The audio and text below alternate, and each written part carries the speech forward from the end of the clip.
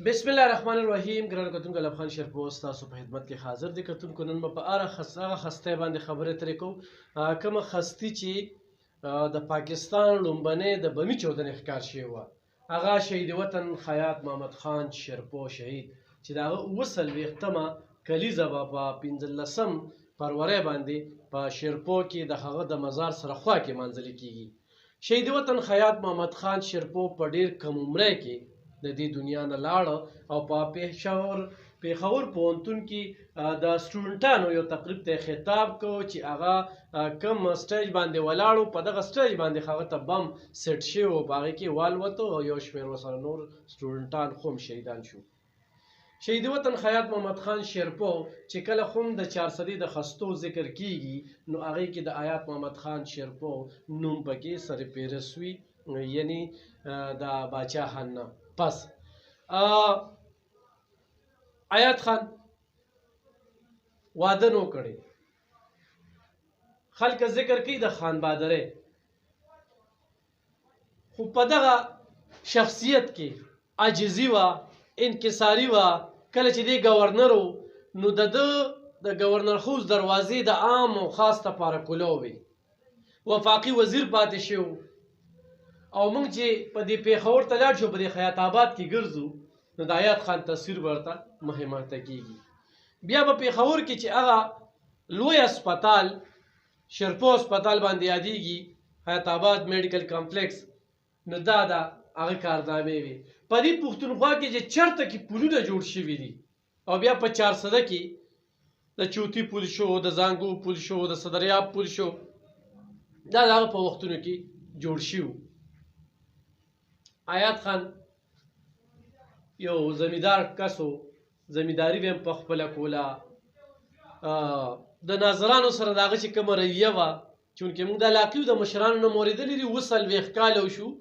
زموږ د پیدایش نه مخکې هغه د دې دنیا نه تللی دی. خو چې کله د مشرانو سره کینو نو د آیات خان ذکر چې راشي نو د هغه دغه عجزۍ، ملنګسازۍ او د خدمت هغه جذبه چې کومه ده هغه مهمته کوي. نو یقینا چې د هغه کارنامې په ډېر لږ وخت کې چې هغه د ذوالفقار علي بټو د سن ملګری و او هغه د ځانه اخوا کونه هغه وی چې ما سره دی وي نو زما پارټي به مخ په وړاندې وي. د هغې نه پس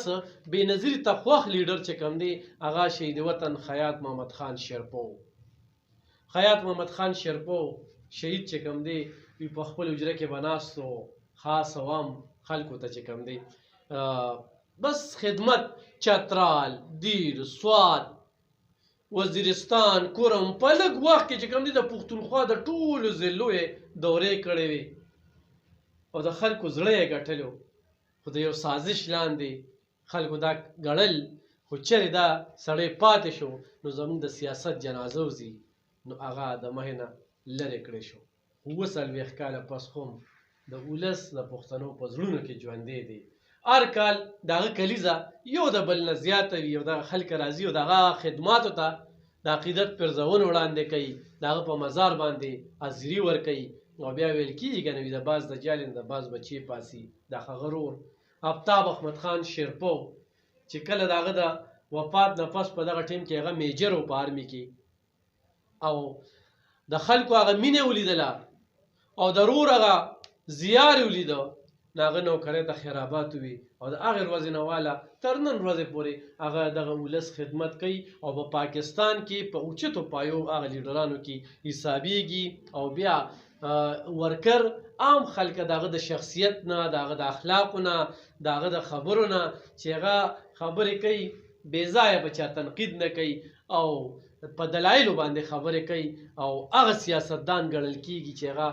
افغانستان کې کله مسله وي د افغانستان په چارو باندې هغه پوره نظر ساتي او چې کله هم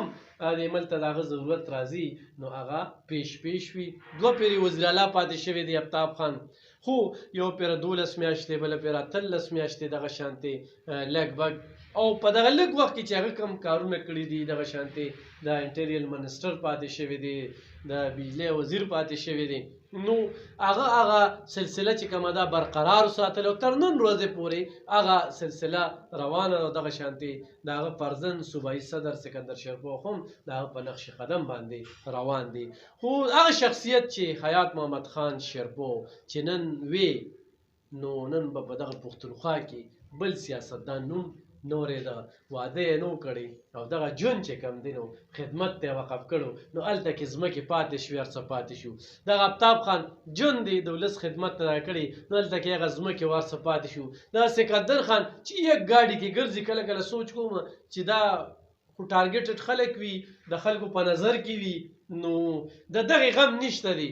چې یاره زه ډېره کم خو د ولس خدمت چې کوم دی هغه یې په زړه کې ساتلی وي او همدغه وجه ده چې هر کال دغه کلیزه مخې ته راځي نو یو تر بله چې کوم دی خلکه زیات وي په 15 جنورۍ باندې پرورۍ باندې په 15 پرورۍ باندې را روانه په دې باندې د هغه د مزار سره خوا کې دغه کلیزه مانځلې کېږي ټولو خلکو ته پکې بلنه ده د هغه د شخصیت نه یوازې د هغه د پارټۍ بلکې هغه مخالفین هم چې کوم دی نو هغه اعتراف کوي چې هغه یو داسې شخصیت و چې هغه په خدمت باندې یقین ساته حیات خان په پښتونخوا کې دومره کارونه په هغه وخت کې کړي دي بنیاد د دغه کارونو چې کوم دی د پاکستان د جوړېدو نه پس خو پښتونخوا له چا ترقي ورکړې ده نو هغه شهید وطن حیات محمد خان شیرپوخ موږ فخر دا کوو چې موږ یې د کلي یو موږ یې د علاقې یو او زمونږ ویاړ دی زمونږ فخر دی او هغه ته دغه فخر پښتونخوا ویل کېدل نو کتونکو دغه څو خبرې شریکولې د حیات خان په شخصیت چې څومره خبرې کې د هغه یادونه هر کال په هغه باندې موږ لیکل کړي دي خو دې کال چې کوم دی موږ وی چې خپل یو پروګرام د خپلو کتونکو سره شریک کړو چې هغه حیات محمد خان شیرپوخ شهید په کراچۍ کې د هغه په نوم کالوني شته په لاهور کې شته دغه شانتې په ډېرو ځایونو کې چې کوم دی د هغه یادونه پاتې دي او ډېر کارونه په لږ وخت کې کړو او یو داسې شخصیت و چې یو نډر بې باکه او په ولس مین په پښتنو مین نو پکار دا ده چې موږ خلکه دې پیرې د هغه خدماتو ته د عقیدت پرځولو وړاندې کولو لپاره په دغه کلیزه کې ګډون وکړو د هغه رور ته د هغه رواره ته د هغه کارکونانو ته موږ وښایو چې واقعي حیات خان موږ له خدمت کړو موږ له محنت کړو زموږ دپاره چې کوم دی د خپل